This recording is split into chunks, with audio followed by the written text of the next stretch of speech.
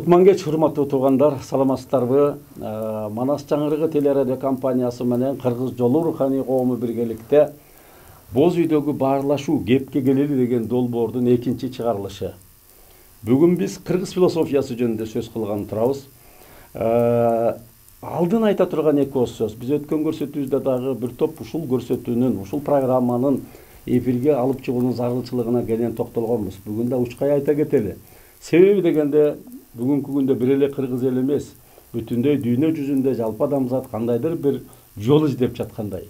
Анан калса акыркы бир саясий окуялар, же болбосо жана таажылуу вирус жана башка окуялар кадимкидей эле адамзаттын тагдырына бир өзүнчө корректировка, өзгөртүү киргизип жатканын байкап жатабыз да. Анан мына эгемендикке ээ болгонубузга дагы 30 жылдай убакыт өттү. Бирок биз дагы деле кепке келип, багытыбызды түздөп, кандай мамлекет курабыз? Биздин мамлекеттик түзүлүшүбүз, идеологиябыз кандай болмокчу? Ушуга келгенде ар кайсы күчтөрдүн, ар кайсы адамдардын өздөрүнүн чындыгы менен жашап жатат да, мындай бирдиктүү бир багытка али кете элекпиз. Андыктан биз өткөн биринчи санында ошол өнүгүүнүн кыргыз жолу жөнүндө кеп кылсак, бүгүн биз негизги омоктуу маселелердин бири бул кыргыз философиясы, ошол мамлекеттүүлүктүн, идеологиянын өзөгүн негизин кармап турган түшүнүк. Бул илимий тил менен алганда философия, болбосо акылмандык, даанышмандыкка негизделген багыт жол деп айтсак да болот. Андыктан биз бүгүнкү көрсөтүүгө кыргыз элине таанымал инсандардын бири, философия илимдеринин доктору, Жогорку Кеңештин мурдагы депутаты, Жалал Абад университетинин ректору болуп иштеген, азыркы күндө Кыргыз-Түрк Манас университетинин философия бөлүмүнүн башчысы, философия илимдеринин доктору Жамгырбек Бөкөшов мырзаны чакырганбыз. Куш келиңиз. Анан биздин программабыздын ички тартибине ылайык дайыма бул көрсөтүүнү менин жанымда мындай кийинки муундун өкүлү, себеби биз дагы мындай эле монотоннуу болуп, элден бир аз алысыраак кептерди айта бербей, жаштарда кабыл алыш үчүн дагы менин бир жаш кесиптештеримен конкурстун негизинде десек да болот. Ушул болгондо да ушу сиз иштеп жаткан Манас Кыргыз-Түрк университетинин журналистика факультетинин бүтүрүүчүсү Алтынбек мырза бул көрсөтүүнү менен чогуу алып бармакчы.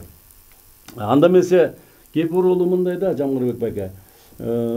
Бекеринен философия, даанышмандыктын, акылмандыктын илими катары биринчи шифр менен белгиленет эмеспи? Негизги маселе да. Анан сиз ушул мына кыргыз философиясы деген бир керемет илимий канондорго, эрежелерге таянып, ушул кыргыздын дүйнө таанымын, философиясын, баалуулуктарын системалаштырып жазыптырсыз да. Мен атайын дыкаттык менен окуп чыктым. Анан аны дагы 15 кайрыкка бөлүп, бөлүм бап. Аны ушунун ар бирине токтолуп системалаштырганыңыз жакты. Биз эгерде ушул китептеги ойлорду турмушка ашырып пайдалансак, албетте бул биздин багытыбызды түздөгөнгө чоң салым болор эле, башында да айтып коеюн. Андан сырткары биз өткөн көрсөтүүбүздө кенен айтылгандай, өнүгүүнүн кыргыз жолу деген багыттама концепцияны бир 10 жылдап көптөгөн бир окумуштуулар, тармактык адистер, ушу билги адамдар биргеликте ушуну сиз да катышкансыз туурабы? Анан иштеп чыгып, бир канча тегерек столдордо талкуулап, былтыр Чештөбөдөгү кеңешмеден кийин анан бүт бийлик бутактарына элге сунуштаган болчук, жакшы баасын алган. Бул Илимдер академиясында да талкууланып, илимий негизде өзүнүн орду бар, коомдо пайдалана турган долбоор катары өзүнүн баасын берген Илимдер академиясында. Анан биз ушул көрсөтүүнүн максаты мынау, боз үйдөгү баарлашуу. Ушул программалык багыттагы жазылган эмгекти майдалап, жиликтеп, чечмелеп, элге жеткирүүнү максат этип атабыз да. Андыктан бүгүн биз ушул кыргыз философиясы деген темага кайрылып, сиздин китебиңиздин негизинде ушу кеп оролун ушу китептин структурасы боюнча эле кетели. Биринчи кайрыкта кыргыз ким, философия деген эмне, кыргыз философиясы деген маселенин тегерегинде кеп козгоп турсуз да. Мен акыркы жылдары ушул чоң эле илимий чөйрөдө кээ бир союздун учурунда академик доктор болгондордун аттарын атабай эле коеюн, кээси кадыр койсоңор болобу, кыргыздын да философиясы болгонбу деген да мындай керээттенген, кекерилеген дагы улуумундун окумуштууларын көргөм. А сиз болсо бул жерде ошого жооп кылып бир топ жакшы эмгек жазыптырсыз, анда сөз сизде. Туура, жана сиз айткандай эле эми ар кандай адамдар болот. Өзүбүздүн эле ошол окумал, билимдүү адамдардан деле ушул койсоңорчу, кыргызда философия болгон эмес да, каяктагыны ойдон чыгарып атасыңар дегендер болот. Башка элдердин өкүлү дагы эми алардын арасында дагы ар кандай адамдар бар да, окуганы бар, билгени бар, билбегени бар. Алар дагы ушу эми азыркы заманда ар ким эле, ар бир улут эле өзүн көкөлөтүп атат, ошон үчүн айтып атасыңар го дегендей кылып, кантип силерде эмне бир трактат, бир чоң эмгектер бар беле дегендей мындай шектенүү менен келекелеп же болбосо ушундай бир мамиле жасагандар болот да. А чынында жана сиз айткандай философиянын өзү, философия деген түшүнүктүн өзү мен киммин, анан кийин мен жашап аткан дүйнө бул эмне деген дүйнө, кандай дүйнө деген суроого жооп издөөнүн аркасында пайда болгон нерселер да. Анан кыргыздар дагы эл катары, журт катары биз кимбиз деген суроону алдына коюп келген ар дайым. Анын үстүнө ушу 3000 жылдан ашык тарыхы бар эл, тарыхтын ысыгында көргөн, суугунда көргөн, титиретип бир канча элди, жерди бийлеп турган учуру болгон, кайра тааруудай чачылып, баш аягын жыйнай албай азап тарткан учурлар болгон. Ошол учурлардын баарында жанакы мен киммин, кыргыз ким, ушул эли журттук касиетимди кантип сактап калам деген суроо болгон. А бул суроого жоопту сөзсүз мен жашап аткан дүйнө кандай дүйнө, бул эмне деген дүйнө, ошого менин мамилем кандай болуш керек, ошол дүйнөдөгү менин ордум кандай болуш керек деген суроолорду өзүнө койгондо, анан ошого биздин элдин арасынан чыккан акылмандар, эл башылар, ошол айыл аксакалдары, журт аксакалдары, акындар, акылмандар белгилүү бир жооп берип, өзлөрүнүн ой пикирлерин ортого салып, ошол пикирлер мезгилдин элегинен өтүп, бир учкул сөзгө айланып, макал лакапка айланып, ырга айланып, элдин арасында жашап, анан кыргыз философиясынын өзөгүн ошол түзөт да. Эми сиз ошол түз эле кыргыз философиясы барбы же жокпу дегендерге сиз жанагы илимий канондор, эрежелерге салганда, системалаштырганда ушу кыргыздын философиясы бар бекен, ал эмне экен өзү?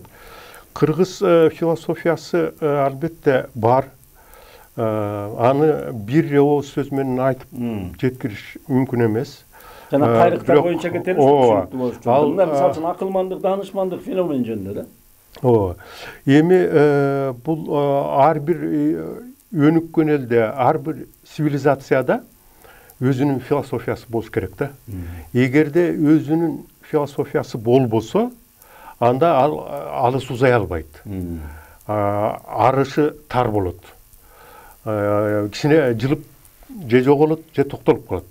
Анан кыргыз эли ушунча доор 3000 жылдан ашык тарыхын сактап келаткандан кийин сөзсүз ошонун тиреп турган түркүктөрдүн бири бул кыргыздардын акылмандыгы, даанышмандыгы. Ошол жанакы дүйнөнү түшүндүрүп, ак менен караны, бийик менен пасты, оң менен солду ажырата билген акыл эси. Мына мен бир эле нерсени айтайын. Биз эгерде кыргыз жомокторун алсак, көбү бар экен, жок экен, ач экен, ток экен деп башталат да. Илгери деп. Анан биз аны фольклор, элдик өзек чыгармачылык, ошонун бир көркөм элементи деп ошондой кабыл алып, аны текстке анча деле тиешеси жоктой. Бир формула сыяктуу. Анан кийин эгер керек болсо, кыргыз жомокторун чогулткан адабиятчыларыбыз, филологдорубуз деле учурунда ошол көп жомоктун башында кезиккен ошол сөздү мындай сызып таштап эле жомоктун текстине кирип кеткен учурлар болгон да. А эмне үчүн бул сөз болуп атат? Себеби ошол кыргыздагы бар деген эмне, жок деген эмне деген суроону берген да. Анан ошон үчүн бар экен, жок экен. Анан ач экен, ток экен дегенине келгенде дагы мен ушундай чечмелеп атам. Бул акыл эс, аң сезим. Аң сезимди бир жагынан алсаңыз жок, бош да. Аң сезим өзү бош. Себеби аң сезимдин мазмунун сырткы дүйнө ошо биз ойлоп аткан нерсе түзөт. Эгерде ошонун баарын камтып, элегинен өткөрүп аңдаса, аң сезим ток. Мазмуну ток да. Бүтүндүккө келет. Анан бирикем дүйнө дегенди ушул жерден чыксак да. Бир карасаң, кыргызда телегей тең дүйнө бар бүтүндүктү кабыл алат. Бирок ошол эле мезгилде бирикем дүйнө деген да түшүнүк бар да. Биз көбүнчө муну биз бир үстүрт демейки турмушка байланыштуу түшүнөбүз да. Бирикем дүйнө дегенде эми бирде акчаң болуп калат, бирде жок болуп калат. Бирде колуңда бар болуп калат, бирде жок болуп калат. Мүмкүн дүйнөнүн кызыгы ушул жерде. Ооба, ден соолугуң бирде жакшы, бирде ооруп каласың дегендей түшүнүк. Чынында дүйнө деген ар дайым бир кемтиги бар экен да. Бир кемтиги. Бир кемтигин, ошо дүйнөнүн кемтигин эмне толтурат? Акыл эс. Акыл эс экөө дүйнө менен, сырткы дүйнө менен ички дүйнө айкашканда ошондо толук болот да. Бир четинен дүйнөнү толук элестетип түшүнө алабыз. Экинчи четинен акыл ошол дүйнөнү түшүнүш үчүн жаралган. Ошондо бир кем дүйнө дегенде бул эми философиянын тили менен айтканда онтологиялык мааниге ээ деп ошентип чечмелеп жүрөм да. Алга сүрөө кыймыл аракетинде дымагы бар жатат, ошо өрмөтү жаткандай да. Абдан мааниси терең. Анан 5-чи кайрыкта сиз Манас философиясына токтолуп турсуз. Манас албетте чоң тема. Ошондо кыскача айтсаңыз. Эми Манас деген бул биздин энциклопедиябыз мындайча айтканда. Анда баары бар. Ошонун ичинде ошо акылмандык, кыргыздын даанышмандыгы дагы ошондо берилген. Бул боюнча дагы бизде бир топ изилдөөлөр бар. Жакында эле Жумагул Саадамбековдун китеби чыкты. Орусча, азыр кыргызча чыгып атат. Манас философиясы деген. Менин дагы ушул бир-эки макалам бар ушул темага арналган тил китепте да бар. Өнүгүүнүн кыргыз жолунда да биз жанагы айкөлдүк идеология деп бердик да биз. Туура. Кыргыз идеологиясы улуттук идеология деп деле айтып жүрөбүз. Бирок ошонун ичинде айкөлдүк деген бир түшүнүктө ушунчалык чоң маани катылган экен да. Биз айкөлдүк дегенде кээде айкөл Манас деп бир адамга албетте биздин кыргыздын пири болгон бир феноменалдык көрүнүш Манаска кошо айтабыз. Бирок кыргыздын өзүндө да айкөлизм жатат да, айкөлдүк жатат да. Ошондуктан бул жерде сиз азыр Манас жөнүндө сөз болуп атканда өзүңүз айткандай бул кенен түшүнүк. Анын философиялык ички маани мазмуну мындай таяныштар кайсыл жерде деп ойлойсуз? Мынакей бардык манасчылардын вариантында кездешет. Манастын мүнөздөмөсү, сүрөтү, бейнеси мындайча айтканда. Алтын менен күмүштүн ширөөсүнөн бүткөндөй. Асман менен жериңдин кирөөсүнөн бүткөндөй. Айың менен күнүңдүн бир өзүнөн бүткөндөй деп. Муну дагы биз баягы кооз сөз, элдик өзек чыгармачылыктын бир жакшы үлгүсү катары айтып коебуз да. Чынында муну ушул ар бир түшүнүктүн өзү. Эмне үчүн алтын менен күмүштүн ширөөсү? Эмне үчүн айың менен күнүңдүн бир өзү? Эмне үчүн асман менен жериңдин тирөөсү? Ар бир түшүнүктү талдап чыксак, анан кийин жанагы булардын баарын байланыштырып турган сөз түшүнүк бүткөндөй болуп атпайбы? Манас бүткөндөй. Ошо туулганда эле бүткөн бойдон Манас болуп чыгып атат. Анткени Манас деген бул жөн эле катардагы бир баатыр эмес.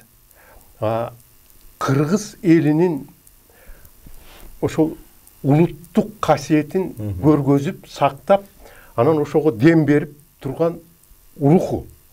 Биз ушундай кеңири мааниде алганда, биз жанакыдай Манастын мүнөздөмөлөрүн, Манаска берилген мүнөздөмөлөрдү ошонун артында эмне турат? Бул эмне үчүн ушунча заман кайталанып айтылып келет? Эмне үчүн ар бир манасчы ушуну айтат?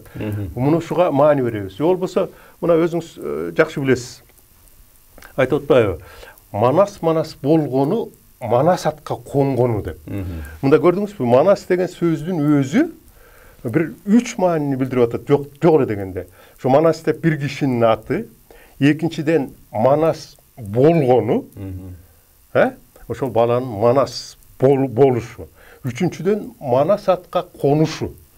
Эл 12 жашында хан көтөрүп, манас деп манаста ураан чакырып, муну ушундай сөздөрдүн артынан биз Кыргыздын акылмандыгын, анан кийин бүгүнкү заманда, кыйчалыш заманда, ушул бүт дүйнөдө азыр глобализация деп коебуз, ааламдашуу деп жүрөбүз, дүйнөлөшүү деп жүрөбүз, сөзмө сөз которгондо жер жүздөшүү. Муну ушул заманда кыргыз бойдон өзүн сактап, анан кийин башка элдер менен үзөңгүлөш болуп, алардан калбай кантип өнүгө алат деген суроого келгенде биз манаска кайрылышыбыз керек болот атпайбы? Жана силердин концепцияда дагы, мына бул биз түзгөн концепцияда да ушул айтылып атат. Жакшы, Жамке, көрүүчүлөргө түшүнүктүү болуш үчүн да, булар эмне үчүн ушундай чоң маселелерди мындай чөп башылап эле кыска айтып атат дегенде ой кетпеш үчүн биз бүгүн атайлап мына ушул Жамгырбек Бөкөшев агабыз жазган китеп жөнүндө мындай жалпы маалымат берип коелу деп чечтик. Ал эми бизде мындан ары көрсөтүүбүздүн тармагы боюнча туруктуу эксперт, адис кеңешчилерибиз болот. Мисалы үчүн философия боюнча биз ушу Жамгырбек байкени бир эле ушул бүгүн эле эмес, биз дагы жыл бою бул долбоор уланат, ошондо бизди кез кайсы бир маселелер боюнча кенен жиликтеп, шашпай талкуулай турган учур керек. Бирок бүгүн биз негизинен ушул китепте эмнелер жөнүндө сөз болгондугун бир аз жалпылап, жалпы жонунан кыска тезисине айтып коюуну туура көрдүк да.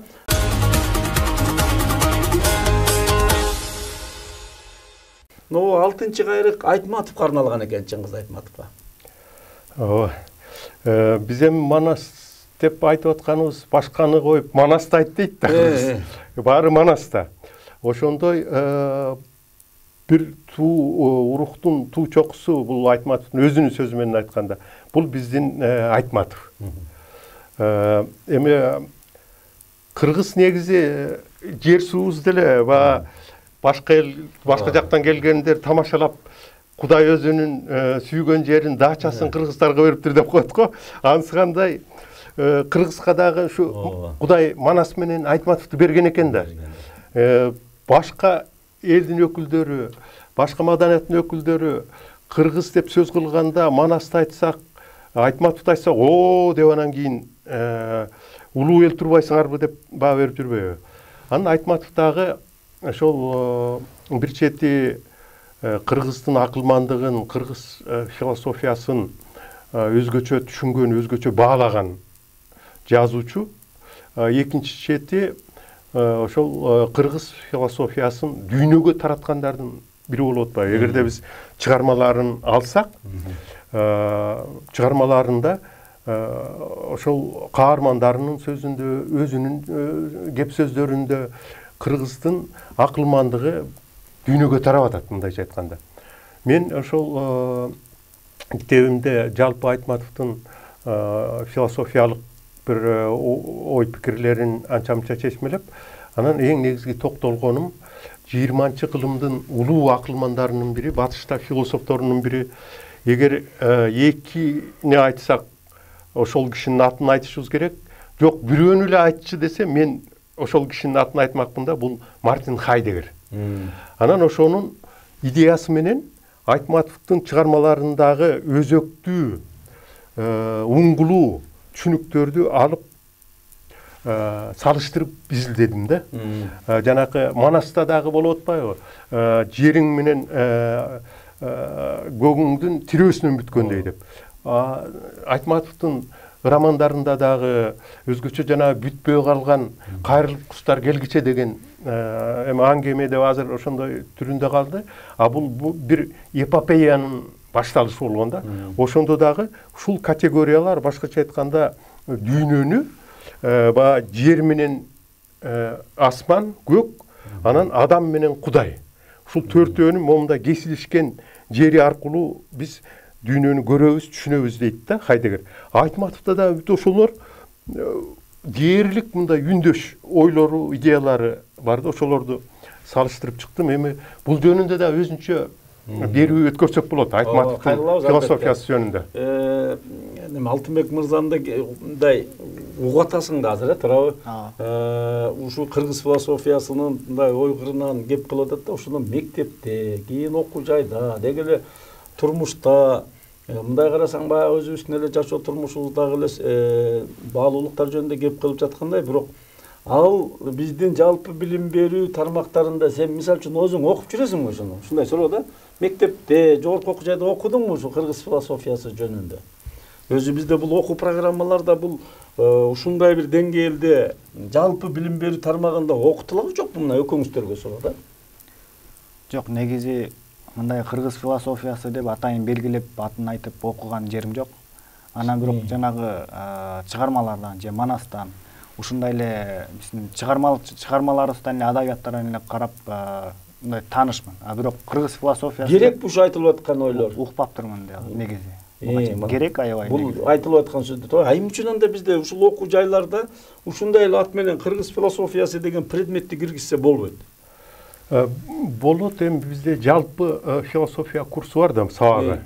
Анан кийин ошонун ичинде биз кыргыз философиясы жөнүндө айтабыз. Өзүнчө дагы киргизсе болот, мындай тандап алуу сабагы, атайын курстар катары киргизүүгө мүмкүн болбойт деген суроо.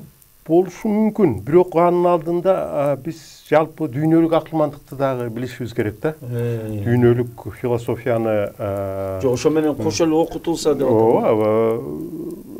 Болот. Болот. Айрым вуздарда спецкурс катары, атайын курс катары мындай окутулгандар дагы болушу мүмкүн. Негизи мына биздин жаш жигит отурбайбы, ушул биздин жаштардын арасынан сурулуп чыккан жигиттердин бири, ошонун бир аз угайын деп ичине байкаптыр. Бир сизге арнаган бир 3-4 суроосу бар болчу, азыр баштайт сизди да. Эми но суфизм, сопучулук боюнча адам феномени жөнүндө жакшы ойлорду айттырсыз да. Анан ушул жерден ачык айталы, суфизм дегенде мен мисалы үчүн могу кыргыздын теңир тааным ишеними менен ислам дининин баалуулуктарындай тогошуусу сыяктуу туюлат да. Биздин ата бабаларыбыз ушул элдик ишеним менен ислам шариятын бири-бирине каршы койбой эле алып келишкен да.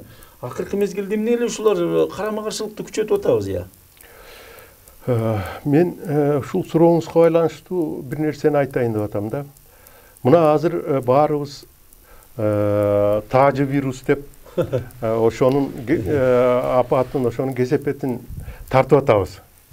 Муну ушул таажы вирус көзгө көрүнбөгөн кайсы бир мамлекеттин лидери кана көрүнбөйт го дегендей көрүнбөсө дагы бүт адамзатты чөгөлөттү да бул вирус. Кадимкидей коомду өзгөртөт. Анан ошондо ар бир өлкө, ар бир эл ойлонуп атат. Биз кандай жашап келгенбиз, кандай жашашыбыз керек? Кандай жашасак биз ушундай бир апааттарга туруштук бере алабыз деп. Анан ошонун ичинде жана сиз айткандай Кудайга сыйынабыз.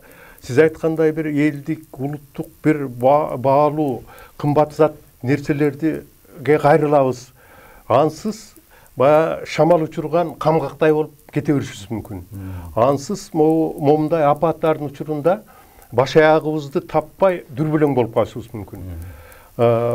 Биздин элдин акылгөй кыракы адамдары дагы мурунтан теңир таанымдын каада салтын сактап, өзүнүн турмушун, дүйнөнү түшүнүүдө ошол теңир таанымга таянып жашап келишкен. Ислам келгенден кийин исламдагы Кудай, Алла деген нерсени ошо теңир деп түшүнүп, азыр дагы түркчө Кудай, Бог дегенде алар теңир дейт да.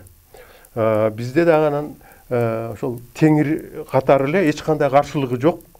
Каршы койбой, сиңирип алган себеби кыргыз элинин өзүнүн руху, ошол теңир тааным системасы күчтүү болгондо. Качан күчтүү система болсо, ал башка системаны да сиңирип алат. Алсыз болсо сиңип кетет да. Кудайды көрбөсөң да көтүрөң менен тааны деп бир Кудайды кыргыз башынан эле тааныйт да. Эми кудайлуулукка жол берген эмес биздин эл. Анын суфизм бул исламдагы философиялык багыт, мистикалык багытта деп ошондой мүнөздөп коет. Анан биздеги мындай Токтогулду карасаңыз деле Тоголок молдо жеңи жок. Ошол суфизмдин касиеттери, элементтери бар да. Биз эми баягы жөнөкөй турмушта сопу деп, соп экен деп арак ичпесе, баягы диндин эрежелерин сактаса, ошентип коюшчу да, сопу деп, сопу болуп калыптыр деп. Бул биздин ошол акындар, биздин акылмандар ошол суфизмдин негизги идеяларын сактап, ошону өзүбүздүн кыртышка отургузуп, өнүгүп, анан мурунтан келаткан ата бабанын каада салтындагы жандандырып, жөнөкөй эле курулай сөз түрүндө сактабай. Анан жанагыдай өзлөрүнүн системасын түзгөн. Жана Калыгулдун сиз айтып аткан саптарында дагы ошол бар. Суфизмдин элементтери, сопучулук. Ахмат Ясави бул жаркын үлгүсү. Теги Арстанбек ата да мисалы жеңи жоктукунда деле ошо сиз айтмакчы мына Калыгул ата минтип айтып атпайбы, мындан 200 жыл мурда уй пул болор, кул бий болор. Тегиз жерден тегирмен чыгар, тексиз жерден бий чыгар. Алка жака салынган кийим чыгар, акча кагаз пул болуп тыйын чыгар. Атасынан баласы кыйын чыгар, этеги жок, жеңи жок, чапан чыгар, эң кийинки баласы тапан чыгар. Эки жагын кайкайтып кайык чыгар, эримди өзүм бийлейм деп зайып чыгар. Азыр бүт эле аялдар башкара болбоду кайсырдын. Эми эки жак болуп атат албетте. Ай билбейм, аягы тумандап кетти. Антсе дагы жакшы турмуш оңолор, жесир кемпир миң кой айдаган, кой үстүнө торгой жумурткалаган жакшы заман келер деп аягын жакшы жакап жоруптур. Анан мен да кээде ойлоп кетем, мына тумандаган мезгил азыр эмеспи? Эми чыгабыз бу тумандан. Мындан мурундагы ушундай тумандаган заман болгон, Кудай кааласа мындан да чыгабыз. Себеби эл ичинде, журт ичинде ошол жол издеген, өзүбүздүн жолго багыт алып, чыйыр салалы, өз чыйырыбызды табалы деген эр азаматтар бар мына силердин коомдагы, биздин коомдагы. Демек, бул эмнени билдирет? Азыр мына санариптешүү коомуна багыт алдык деп атабыз. Цифровизация деп бардык турмуштун бардык тармактарын санариптештиришибиз керек деп. Анан ушул азыр мына карантиндин учурунда биз интернеттен сабак берип, экзамен алып, чогулуштарды өтүп атпайлыбы? Дүйнө менен байланышып атабыз. Эл аралык конференцияларды өткөрүп атабыз. Бул керектүү нерсе. Бирок бул ар дайым жана камчы саптай бир колдоно турган курал болуш керек. Эгерде адам ошонун кулу болуп, ошону ээрчип, ошого баш ийип калса, анда биздин жана сиз айткандай келечегибиз туман. Эгерде биз өзүбүз колдонгон буюм катары аны бийлеп, өзүбүздүн эркибизге баш ийдирип, анан кийин өзүбүздүн ордубузду таап мамиле жасасак, анда ал бизге кызмат кылат. Ооба. Жамгырбек байке, сиздин мына 8-кайрыкта мындай ой чабыты, рамкага сыйбаган кыргыз элинин бир философиялык ички өңүрүн адаттан сыр чечмелепсиз да, жана 4 мамыт жөнүндө. Чын айтсам мага да жакты. Бул колдонуп жүргөн, эл ичинде кээде мындай юмор түрүндө да колдонулуп калат болчу. Күлүк мамыт, жертыңшар мамыт, куюн мамыт, көрөгөч мамыт дегенде. Ушуларга да кыскача токтоло кетсеңиз. Мен сиз айткандай эле чын эле бул дагы кыргыз элинин бир илгертен келаткан болгондо дагы эң эски дастандарынын, жомокторунун, эпосторунун бири. Эртөштүк. 4 мамытты дагы биз бир жомок катары эле кабыл алган учурларыбыз болот. Мындай ойлоно келсе, мен дагы андан ошол кыргыздын акылмандыгын издедим да ушул эпостон. Биринчиден анын 4 мамыттын алдында мен төштүктүн өзүнүн аты жөнүндө айтайын деп атам. Эртөштүк. Эмне үчүн төштүк? Көрсө бул башка бир дүйнөлүк адабиятта, дүйнөлүк мифологияда, дүйнөлүк эпостордо дагы жердин баласы деген түшүнүк. Жердин төшүндө жашап атабыз да. Ошон үчүн төштүк. Жердин ал астына кирип атпайбы анан? Жердин астына киргенден кийин жердин деген караңгы. Аны биз билбейбиз. Ошондо төштүккө 4 мамыт келип атат. Себеби жердин алдында биз жердин үстүндө көзүбүз менен көрө албайбыз. Бул касиет керек. Уга албайбыз. Бул касиет керек. Ой жүгүртүү, акыл эс, бул касиет керек. Анан кийин баягы кара күч кыймылдай турган. Ушу 4 мамыт жардамга келип атат. Ошондо бул адам затынын эле 4 негизги касиети. Анан ошону баягы каарман кылып персонификация деп коебуз. Илимий тил менен айтканда, кыргыздын баягы эпикалык акыл эси, кыялы ушундай образдарды түзгөн да. Мына төштүккө жер алдында караңгы дүйнөдө ушул 4өө келип жардам берип, айтып, көргөзүп деп турат. Таанып билүүнүн бир жакшы ыкмасы экен бул өзү. Ооба. Анан кийин муну жөн эле жомок катары айтып койсок бир жөн, а эгерде ушул жагынан чечмелеп жаштарга, бала чакага дагы ушуну түшүндүрсөк, алар жөн эле кыргыздарда ушундай жомок айтылып келген экен дебей, адамдын касиетине байланыштырып, адамдын адамдыгын түшүнүүгө дагы кичине ою багыт алат.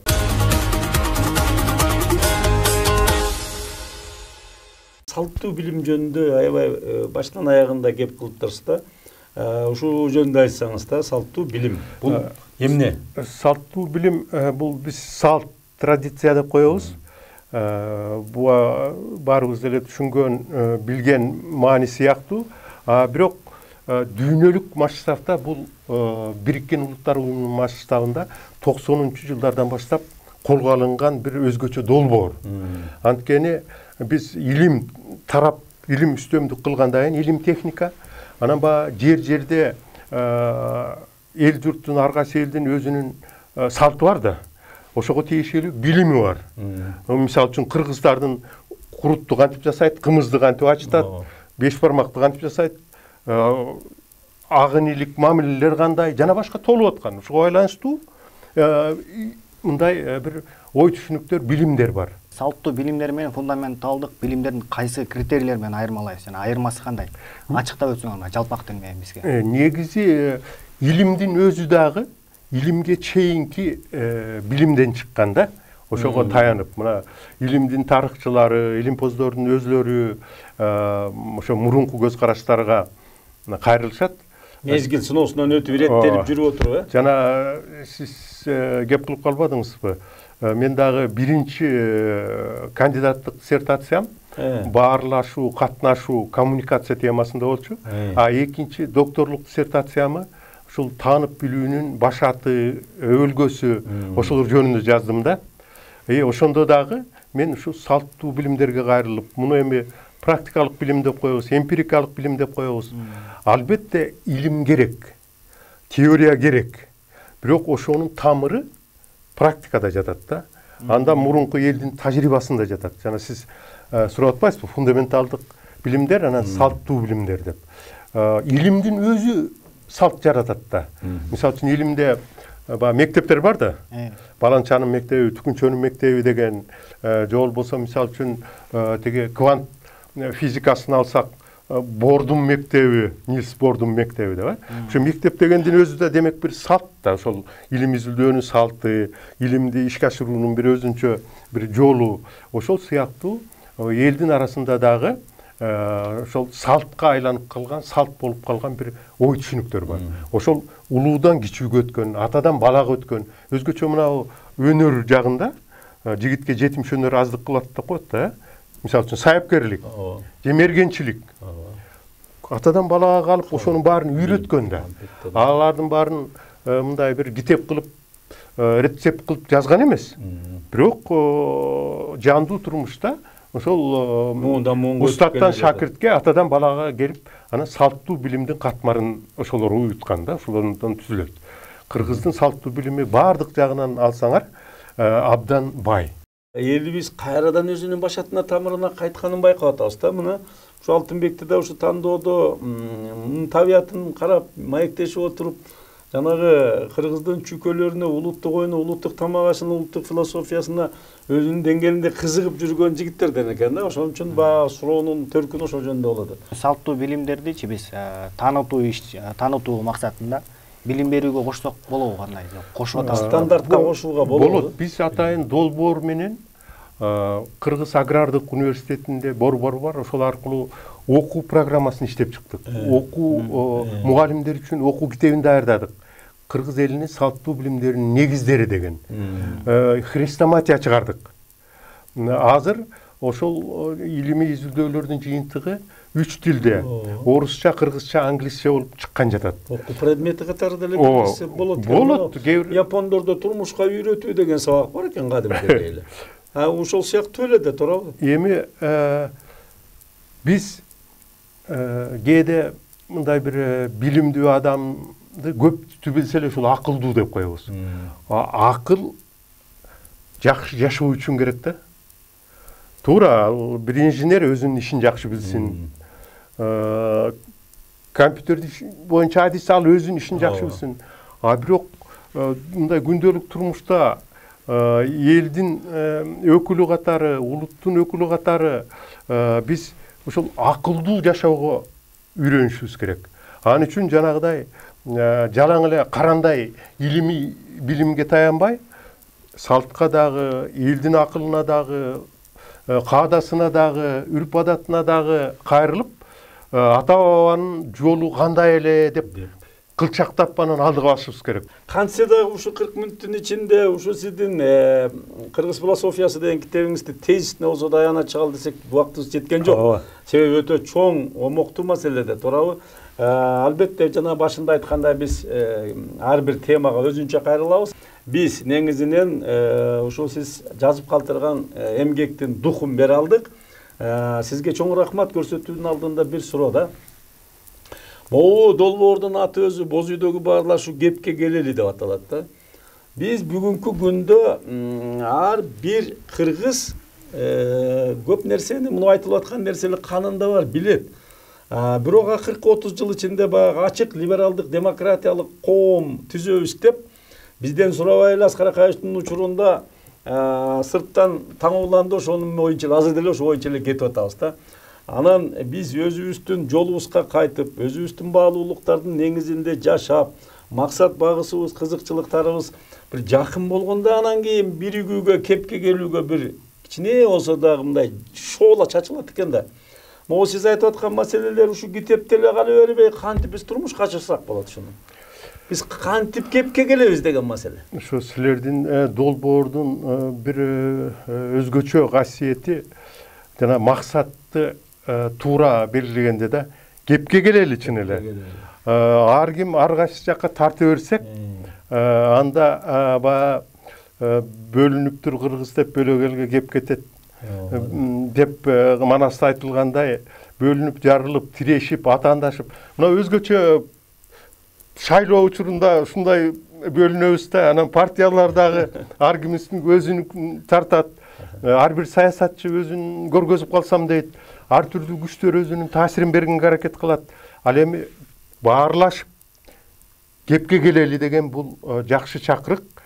Жамке дагы эл көп биле бербеген лирикага, поэзияга жакын жагыңыз бар эле, жазып жүрөсүзбү? Мында сурап коеюн бүгүн. Ооба, бир болсо бүгүнкү темага байланыштуу бир куплеттер болсо. Иргитеп чыгаргам. Сизге да берсем керек эле. Азыр толуктап экинчи иргитебимди чыгарайын деп атам. Бирок ошо эл көп айткан, жана сиз да билесиз. Ошол ырым өзүмө аябай жагат. Ошол алгачкы мүмкүн бир поэзияга болгон кызыгууман жаралган нерсе болуш керек. Бул тууган жер өстүрөсүң эне болуп, мактанбайм, сүйүүм бар деп ашып ташкан, бирок да калдыбы деп денең ооруп, уялып кетем кээде казык каксам деп ушинтип жазган экен.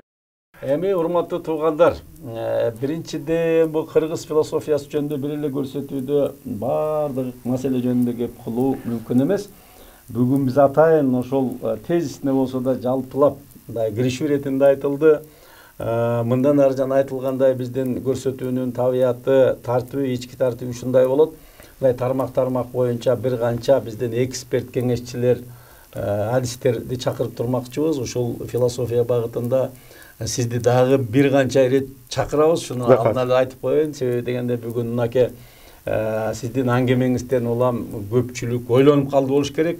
Себеби мен бул китепти окуганда чын эле кыргыздын философиясы жөнүндө мен ушул баягы Табалиев Асанбек агабыз раматылык, андан кийин Азиз Салиев, Тогузаков, Теңдик Аскаровдордун жазгандарын, Рахат Ачылова, ушу эжекелден анан Хусейин Исаев менен бирге көп жылдар иштеп калдык биз.